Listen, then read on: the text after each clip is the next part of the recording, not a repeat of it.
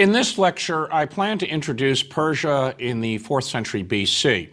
And this would be during the reigns of the two Achaemenid kings, Artaxerxes II, who ruled from 404 to 358 BC, and then his son and successor, Artaxerxes III, who ruled from 358 to 338 BC.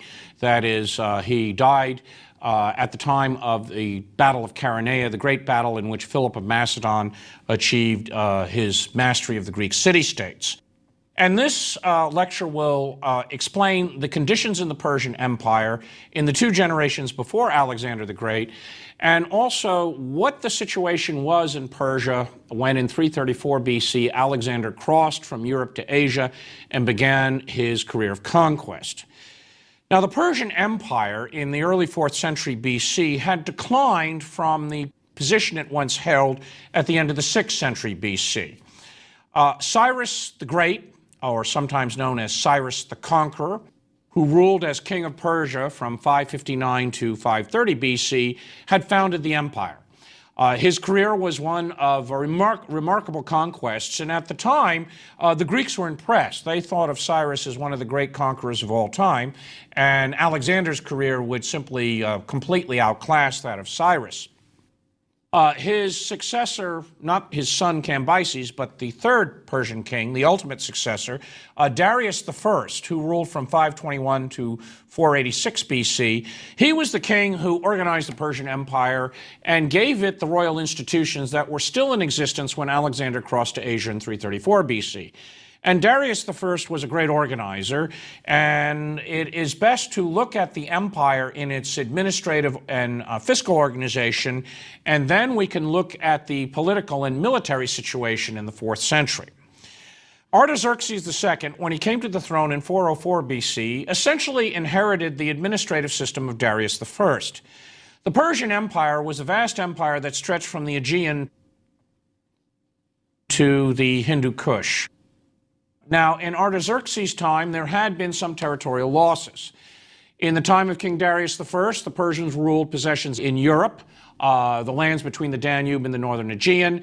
They also controlled the Greeks of Asia Minor, and there were extremely wealthy Indian satrapies in the upper Indus Valley and its tributaries, and in the lower Indus today, the region known as the Sind. All those areas had been lost by the time that Artaxerxes came to the throne. Even so, it was still an enormous empire. It stretched perhaps some 3,000 miles from the Aegean to the Hindu Kush, by anyone's estimate, between 35 and 40 million residents. At the time that Artaxerxes came to the throne, there was a rebellion that had just erupted in Egypt. We'll be talking about that and the importance of Egypt later in this lecture. But for the moment, let's look at the empire that Artaxerxes II inherited. First, Persian royal power was centered in what is today southwestern Iran. Persia is approximately the same as Fars province. Farsi is essentially the modern Iranian word for the language Persian, which goes back to the classical period. And there were several different capitals that the great kings of Persia used. First and foremost, the cultural and financial capital was probably Babylon. That is the great city in Mesopotamia on the Euphrates that had been the commercial and political and cultural center of the Near East since the Middle Bronze Age, going back to the time of Hammurabi. It was still regarded as a capital in the sense that it was the cultural and commercial capital. Many of the important Babylonian bankers lived there and lent money to the various Persian nobility. And that link between southern Iraq and Iran, which still persists today, goes back to the Achaemenid period. That is the period of the Achaemenid kings. That is the family of Persian kings that rules this empire. And Achaemenid refers to the common ancestor Achaemenides, who gave rise to the name of the dynasty. Babylon was a great fun place for young Persian lords to, have a great time, learn a smattering of culture, and also visit the flesh pots. One thinks of the British nobility going off to Paris for a certain time in order to learn a smattering of civilization before they go out and govern the British Empire. The other important capital was Susa, which is today very far inland from the Persian Gulf. It's centered in the ancient land of Elam. These were people who lived in the region long before the Persians had arrived. And in antiquity, it was in close contact with the sea because the Persian Gulf, the coastline came much farther up than it does today. Susa was the administrative capital. It was conveniently located near Babylon, and very often this is where Greek envoys arrived when they went to talk to the great king of Persia. There were also two ritual capitals to the east in Persia proper. One was Pasargadae, which had been founded by King Cyrus I, and that's where Cyrus was buried. But the more important one was Persepolis, constructed by Darius I. We have a number of building tablets that explain the hiring of all the laborers and engineers and artists from the entire Persian Empire. It is a magnificent site today. It was only occupied during part of the year. It really was used for the collection of tribute from the various subject peoples. The capital has a remarkable lack of religious iconography. The only religious symbol is a winged sun emblem that comes out of Babylonian art, which apparently designates Ahura Mazda. While the Persians were not strict Zoroastrians the way they would be in later times, they tended not to depict their gods in human form. There was just a reluctance to do that. And so that the emphasis at the capital is on the great king. And when the Greeks spoke of the king, or the great king, ho basileus in Greek, they meant the Persian king. Macedonian kings, the two constitutional monarchs of Sparta, they didn't count. Darius had constructed a vast complex, a palace, and subsidiary chambers for the collection of tribute, and the reliefs are marvelous that have survived to us because they show the various subject peoples rendering tribute, and it was clearly a palace structure built to impress. But again, it was only occupied during parts of the year. There was a final capital known as Ecbatana, today essentially Hamadan, the great caravan city in northwestern Iran today. It had been the capital of Media. The Medes were a related people to the Persians. They had actually ruled over Iran before the Persians. Their conquest by Cyrus in 550 BC marked the emergence of the Persian Empire, and the Medes and the Persians essentially had a partnership in running this empire. Very often the Greeks could not tell the distinction between the two peoples, and oddly enough, the Greek word to Medize, to go over to the Medes, meant to go over to the great king of Persia. Greeks essentially saw them as two branches of the same people. Ecbatana had been the Median capital, and it was conveniently located to escape the summer heat. And it often acted as the summer palace and retreat for the great king of Persia. So from these five great cities, the Persian kings administered this empire. The Persians, however, were very well aware of the need to build upon existing institutions. They were remarkably tolerant and effective rulers that way. They were successful in part because they didn't ask for too much. And the Persian Empire was divided into a group of provinces known as satrapies. This goes back to Darius I, and a satrap governed those provinces. Each satrap had authority within the province. He was directly answerable to the great king. He could be replaced by the great king. By the time of Artaxerxes' reign, say in 400 BC or 404 BC, when Artaxerxes comes to the throne, those satraps had essentially, in many cases, become hereditary rulers. And there was already a rather dangerous policy being pursued in Asia Minor, at least, of elevating local dynasts. The most notable is a fellow named Mausolus of Caria, to the level of satraps. So essentially native rulers were being entrusted with their home regions under the Persian title satrap. There were also garrisons in certain satrapies. The satrapy of Egypt, for instance, was heavily garrisoned. Those garrison commanders were directly answerable to the king, not to the satrap. And there were financial officials that supervised the collection of tribute to the great king, which would be collected and rendered at Persepolis. And they, too, were directly answerable to the great king. That is, the military, financial, and administrative arrangements in the satrapy were divided. Authority was divided among the individuals, and the idea was to check any kind of rebellion. The system worked quite well in the 6th and early 5th century BC, but already there are difficulties by the end of the 5th century BC and the opening of the 4th century BC. And that is, in part, the satraps were becoming hereditary. They had established links among the landed families of their areas. And in the regions west of the Euphrates, Asia Minor, the Levant, that would encompass today Syria, Israel, Jordan, and Lebanon. In Egypt, there was the danger of rebellions, either by native elites or Persian colonial elites with ties to their locale. And this became a constant problem for both Artaxerxes II and Artaxerxes III. Even so, in 400 BC, the Persian Empire was a mighty structure. It was the most successful of the ancient Near Eastern empires. Even in 400 BC, the great king of Persia had at least an annual income of 10,000 or 12,000 talents. This far outclassed the income of any Greek city-state and even of the kingdom of Macedon in the time of Philip and Alexander. And to give you a sense of what that money is, 12,000 talents a year is twice the annual revenue of Athens at its height. A talent represents 6,000 drachma, that is coined silver money in the Greek world, and a drachma is a very generous wage for a soldier, and a third of a drachma would be a daily wage in the Greek world. This is an enormous amount of money.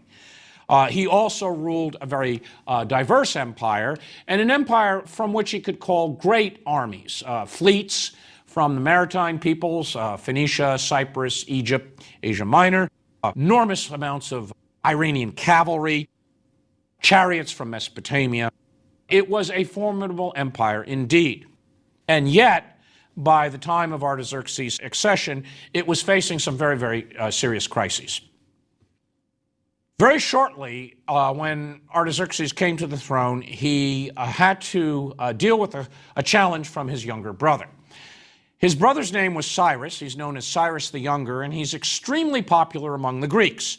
Cyrus the Younger had been appointed Karanos, or Lord of the Western Satrapies in Asia Minor, to direct Persian interests in the final stages of the Peloponnesian War.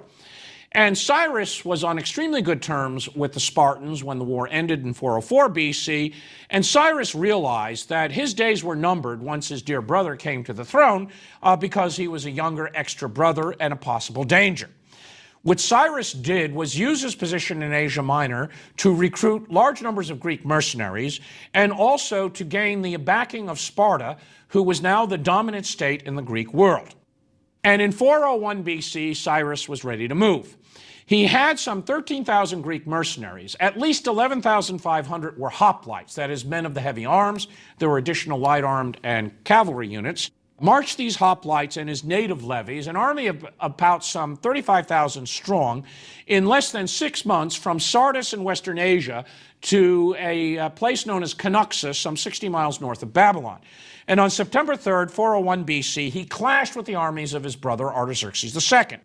Artaxerxes fielded a larger army, perhaps 50 or 45,000 strong, but in the course of the battle, which we'll be discussing in a later lecture, the Greeks who were holding Cyrus's right wing drove all opposition before them. They sustained almost no losses and essentially won the battle. However, Cyrus had attacked his brother in the center and was killed in a cavalry engagement. The Greeks who had pursued the Persian left wing, which had broken, returned to the battlefield late in the day. They chased Artaxerxes and his army off the field. So the Greeks held the field, but their paymaster was dead. Artaxerxes attempted to rectify the situation by negotiation, and he murdered the Greek officers, or actually had them seized and executed, is what he would say, the 5 leading Greek officers of these mercenary contingents, and the Greeks simply elected new officers, including an Athenian named Xenophon, a student of Socrates, and the Greeks simply marched out of the Persian Empire. This is known as the Anabasis, the march up country, and these 10,000 Greeks eventually reached the sea at Trapezis, today Trabzon on the Black Sea, and made their way to the Aegean world, and some 6,000 of them in 399 BC hired on with the Spartans to fight the Persians in Asia Minor. The March of the 10,000, which is told in Xenophon's account, is essentially a how-to book. I'm sure Alexander the Great read it. It would explain how to conquer the Persian Empire, and it revealed the political weaknesses within the imperial structures of Persia, notably in the western half of the empire, that is, the non-Iranian areas. The Greeks could simply move at will, and there was very little that the Persian satraps could do to stop them. Well, the March of the 10,000 and the example of Cyrus rebelling from his brother were very, very chilling and dangerous precedents for the satraps of Western Asia Minor, and above all to the Egyptians and other subject peoples in the western provinces. In the winter of 405-404 BC, the Egyptians had risen in revolt under a native pharaoh. a fellow named Amrates in Greek, and they had broken away from the Persian Empire. There were dangers of satraps in Asia Minor doing the same. Furthermore, much to the dismay of King Artaxerxes II, the alliance with Sparta, which went back to 412 BC, had proved not to be exactly what the great king wanted. The idea in 412 BC was for the Persians to give naval and financial support so that Sparta could defeat Athens. The Spartans would then give the Greeks of Asia Minor, these are the Ionian cities on the shores of western Turkey today, back to the Persian king. These were cities liberated back in 479 and 477 BC when King Xerxes had been defeated by the Greek coalition at the Battle of Salamis and subsequent battles. However, the Spartans really didn't want to do this. They had declared war on Athens on behalf of freedom of the Greeks, and they took the slogan seriously. So they backed Cyrus in his bid for the throne because Cyrus was willing to let the Greek cities of Asia remain in the Spartan alliance and so free and autonomous. King Artaxerxes could not allow this. And the March of the 10,000 meant immediately war with Sparta. And the Spartans understood this. They sent a professional mercenary army into Asia Minor. There were a succession of 3 commanders. The first 2 were leading Spartan officers, Thybron and then Dercyllidas. And finally, in 396 BC, King Agesilaus II arrived with a very large force, and he is the charismatic king who made the Spartan hegemony. And Agesilaus wins some significant victories. He smashes Persian armies in Western Asia Minor. At one point, he marches onto the plateau into Phrygia. He puts the city of Gordion under siege. There's been an embarrassing Persian defeat outside of Sardis, which is the capital of Lydia and of the western satrapy of the Persian Empire. And Artaxerxes has got a problem. He's got a rebellion raging in Egypt, which could easily spill over into Phoenicia, Cyprus, and the western satrapies in Asia Minor.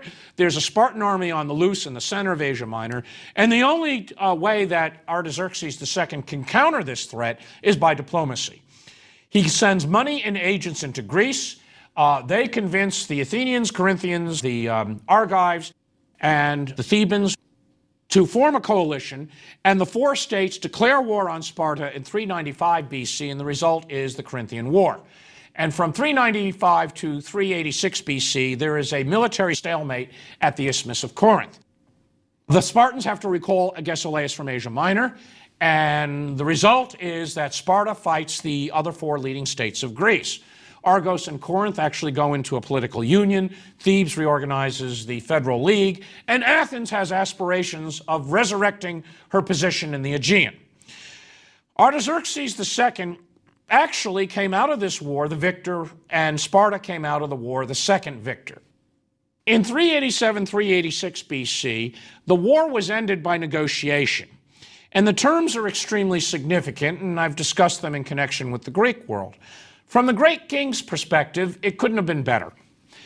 The various Greek belligerents agreed to a common peace, that is, they stopped fighting and agreed to settle issues by negotiation. Sparta, in effect, was made the master of Greece. Athens was given independence, and as a result, the Athenians jettisoned their allies, Corinth, Argos, and Thebes. They were rewarded with not only independence, but several of their clericies in the Aegean. The cities of Asia, the Greek cities of Asia Minor, went back to the great king. And that was to Artaxerxes' benefit. Furthermore, this treaty, known as the King's Peace or the Peace of Antalcidas, essentially allowed Artaxerxes to impose a peace in Greece through the agency of the Spartans and recruit mercenaries. Artaxerxes had learned at the Battle of Canuxa that the only way to win wars was to hire Greek heavy infantry. And the only way to conquer Egypt was to have Greek infantry, since the Egyptian pharaoh was hiring the same types of mercenaries, and the Phoenician fleet. And it was hoped that by settling affairs in Greece, by imposing this order in Greece, that essentially Greece could be turned into this great mercenary market. There was no need to conquer Greece, as his ancestor Xerxes had attempted, and the reconquest of Egypt would secure Artaxerxes' position as great king and bring peace and prosperity once again. Well, Artaxerxes did mount an expedition against the rebel Egyptian pharaoh. At that time, that was the pharaoh known as Nectanebo I. And unfortunately, that expedition did not go off very well. Artaxerxes did get his mercenaries, at least some 12,000 signed on. He also hired the services of the Athenian commander Iphicrates, a tactician who had distinguished himself in the Corinthian War, especially in the use of light-armed infantry. He had one of his most respected satraps, Pharnabazus, a man who had been in touch with the Greeks for several decades. He had been a satrap in Asia Minor. He had the Phoenician fleet at his disposal, and this army and fleet invaded the Nile Delta. Unfortunately, found the Delta entrances blocked and defenses built along the easternmost branch of the Nile based on the fortress of Pelusium and actually defended by Greek mercenaries, including Athenians in the service of the pharaoh. The expedition ended in a fiasco. Iphicrates and Pharnabazus got into a dispute, and the defeat of that Egyptian expedition in 373 BC, the example of Cyrus, the continuing independence of the pharaohs of Egypt, resulted in rebellions erupting across the western satrapies. Between 366 and 360 BC, the satrap Datames of Cappadocia in central Turkey today, well known to tourists for its rugs and its pottery, the satrap Orontes in Armenia, both of them made a bid for independence. Each seemed to aspire for the throne of great king, and they were followed by a number of lesser satraps. There were rebellions in Phoenicia, among the Phoenician cities. Fortunately, the king of Cyprus, he enjoyed this general insurrection in the 360s, which is known as the Satraps' Revolt, but he enjoyed essentially an independent position on Cyprus to bring the Cypriot Greeks under control, and he's technically a vassal or satrap of the king. By 360 BC, this revolt of the satraps had collapsed. However, they were dangerous precedents. The satraps had issued Greek-style money. They had hired an enormous number of mercenaries. For a time, they controlled most of the eastern Mediterranean ports, and they really mounted a serious challenge to the great king in Susa. Furthermore, there would be other rebellions. Shortly after the death of Artaxerxes II, his son Artaxerxes III faced another rebellion in Asia Minor by a satrap known as Artabazus, one of the senior members of the Achaemenid dynasty. He remained in rebellion down to 353 BC. He had an expert Greek mercenary general mentor, whose brother is Memnon. They're two brothers from Rhodes who are expert mercenary commanders. Memnon, the younger brother, ends up being an opponent of Alexander. In 353 BC, actually, Artabazus and his family have to flee to the court of Pella, that is the court of Philip II, and eventually makes its peace with Darius III, the new king in 336 BC, and returns to Persian service. But there was yet another dangerous insurrection in Asia Minor. Even those satraps that remained loyal ended up essentially carving out independent positions. That included Mausolus of Caria, a local dynast who essentially gained control of southwestern Asia Minor. He built marvelous Greek-style temples at Mylassa and Labranda, eventually occupied the Greek city of Halicarnassus, turned it into his capital. That's where he built his tomb, the mausoleum. It included the Greek king of Salamis on the island of Cyprus, some of the Phoenician city-states, notably Tyre, negotiated more or less an independent status within the Persian Empire. So that Artaxerxes II and Artaxerxes III both secured those western satrapies essentially by coming to terms with the local and colonial elites in these regions. Above all, Egypt proved the greatest danger. And it's important to dwell for a moment on Egypt because of its importance in the ancient world.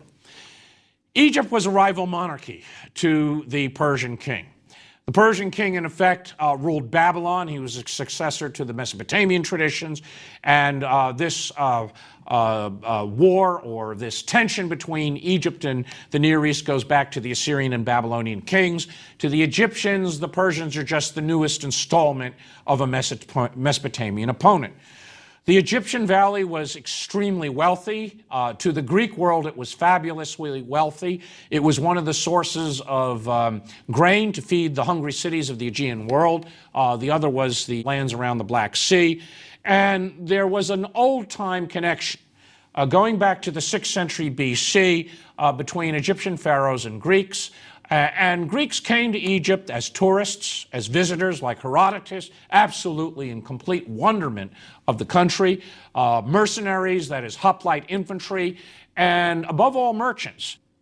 There was a Greek community known as Naucritus, which was a Greek colony in the Delta, which acted as the entrepot, moving grain and other products from the Nile Valley to the Aegean and bringing in silver, notably silver coins, olive oil, fine tableware, and the other products of the Aegean world. So there's a very important trade connection.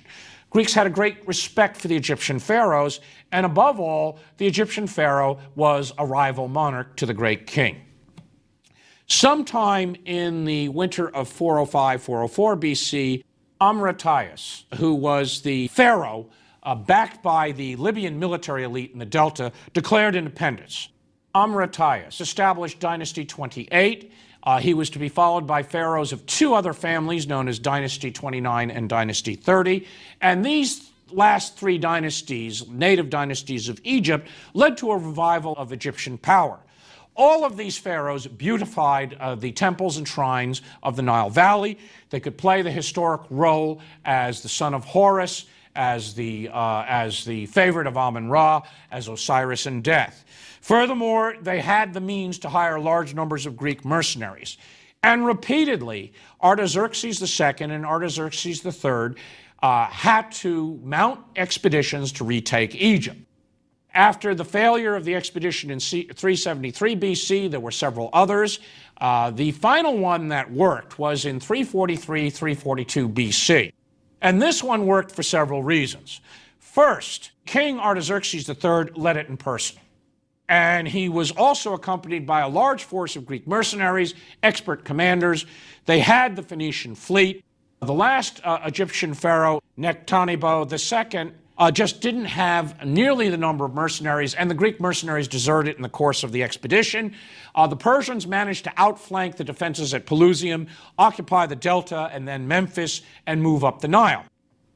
Nectanebo fled to what today is the Sudan, into Nubia, and by 342 BC, the Nile Valley was once again under Persian control. It was a very important reconquest, and it capped the career of Artaxerxes III. So when he died several years later in 338 BC, he ruled an empire that at least outwardly looked like the same empire in 400 BC, with all of its territorial boundaries restored, except that restoration was very tentative. Many of the Western satraps ruled as semi-independent vassals. The Egyptians resented Persian rule deeply. The reports that we get are more one-sided rather than exaggerated, but the Persians were never popular in Egypt. Cambyses, who had conquered Egypt back in 525-522 BC, had desecrated Egyptian temples and shrines. There are later reports that later Persian armies would slaughter the bull Apis. This is the sacred animal of Osiris at Memphis, or they had injured it. There's even outlandish stories that the Persians held barbecue roasts with the sacred animals. All of this incensed the Egyptians and led to very serious resistance. Repeatedly in the 4th century BC, the Egyptians fought to overthrow Persian rule. So Artaxerxes III and his successor Darius III ruled over Egypt, which had a long tradition of opposing Persian rule and a long tradition of summoning in allies from the Greek world or mercenaries to assist them. So Alexander the Great, when he entered Egypt, he entered a land that had only come under Persian rule just a little over 10 years earlier. Nonetheless, when Artaxerxes III died in 338 BC, he could, with some sense of satisfaction, look at his career as a restoration of Persian power. For all of its weaknesses, it was still a remarkable state. Yet the Persian Empire had been weakened, and it really wasn't in a position to face a new opponent. An opponent at this point, which was really quite unimaginable, and that is the young king of Macedon, Alexander the Great, who now had an army that could achieve a conquest of the Persian Empire in a way that no one could anticipate.